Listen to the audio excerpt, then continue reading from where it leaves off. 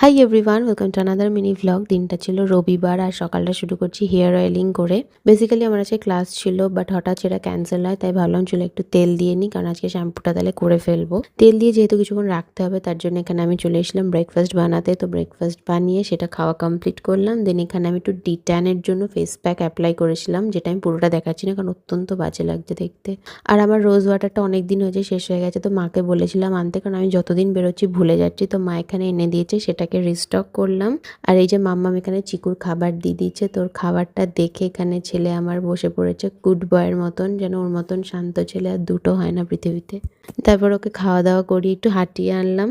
দেন ঘরটা একটু ভালো করে পরিষ্কার করলাম, কারণ আজকে একটু ছুটি পেয়েছি। তারপর এখানে লাঞ্চ কমপ্লিট করে বসে গেছিলাম সিনেমা চালিয়ে, দেখছিলাম জব উই মিট, আর সাথে পড়ছিলাম একটু মেহেন্দি, কারণ কালকে আছে আমার একটা বিয়ে বাড়ি। বাঁ হাতের মেহেন্দিটা আমি পড়েছি আর ডান হাতের মেহেন্দিটা জয়িতাদি পরিয়ে দিয়েছিল অফিস থেকে ফিরে, তার জন্য অনেক অনেক ধন্যবাদ জয়িতাদিকে। দেন ডিনার কমপ্লিট করলাম লুচি আর মাংস দিয়ে অনেক দিন পর। So that's it for today. I will see you in the next blog. Till then take care, tata.